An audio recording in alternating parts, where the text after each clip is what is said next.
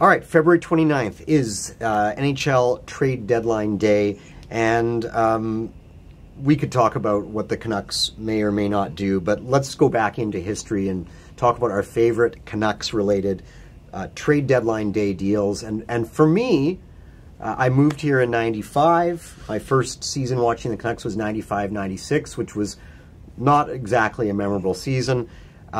Trade deadline day. This one is. Well, trade deadline day. Alex Stoyanov goes to the Pittsburgh Penguins for Marcus Naslund. They had actually both been first-round picks in the same draft in 1991. Stoyanov, interestingly enough, about 8 to 10 spots, I believe, ahead of Naslund. Naslund not flourishing, obviously, with the Pittsburgh Penguins, though he had done fine that year and only his sort of third season in the NHL. Stoyanov goes to Pittsburgh. Stoyanov disappears from the scene. Naslund plays another 900 games, has his jersey retired. He was a very, very good Canuck. That was a special and unlikely deal. Ed?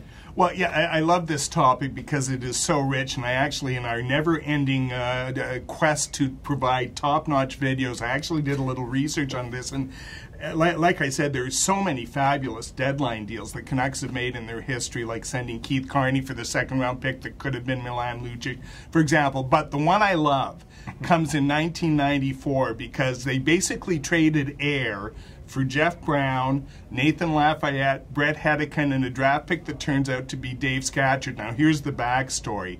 This is back in the days when a free agent signing came with this like onerous compensation package the other day. The St. Louis Blues had done the Canucks a big favor, signed Peter Nedved, and the compensation was Craig Janney, who refused to report to Vancouver.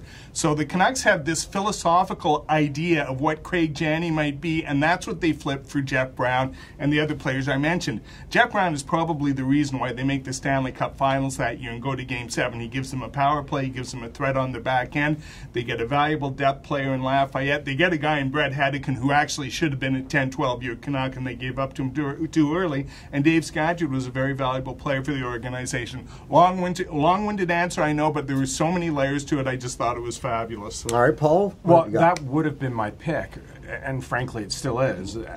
One of the things I loved about it was, well, Ed talks about the complicated free agency package. There was no salary cap. So you could make a deal of, you know, let's bring 5 players in and let's make a difference. And you used to see that much more of a blockbuster. The trade deadline now is such a non-entity.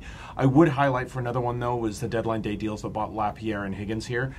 Obviously not in 2011. Not blockbuster, but as Ed talks about, not as important as Jeff Brown was, because honestly, yes, if you think back to that pass to Pavel Bure in Game 7 overtime, he was just a player that the Canucks had no one who could match his skills, and was frankly quite rare in the NHL as a defenseman with that kind of vision, could pass the puck, led the power play, so that had a huge impact on it.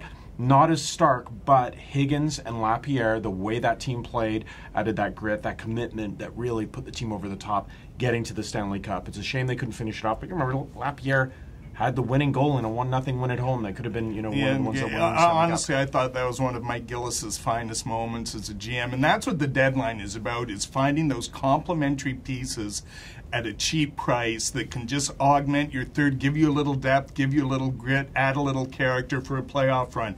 And it's one of the few times in their history the Canucks were on the right side of a deal like that. And the funny thing, being on the right side of a deal, but the opposite end of the spectrum, is that's Dan Hamhuis, right? Because I can see your team has to be well positioned to win the Stanley Cup with a complimentary piece. You're not going to change your fortune at this time of year. But to me, Dan Hamhuis on any one of those teams that's up at the top, I don't know if Alain Vigneault's interested. I don't know if Dan Hamhuis is interested in moving, but he kind of knows them. The Rangers are a team that has not matched their output the last 2 years and really needs to do something, but still have enough there to me that they could contend for a cup. So I see a couple players on the Canucks here who could be that piece going the other way for futures. To me, the most memorable part of this video is you complimenting Mike Gillis. Let the record show you complimented Mike Gillis in this video. It's happened 1 or 2 other times, too.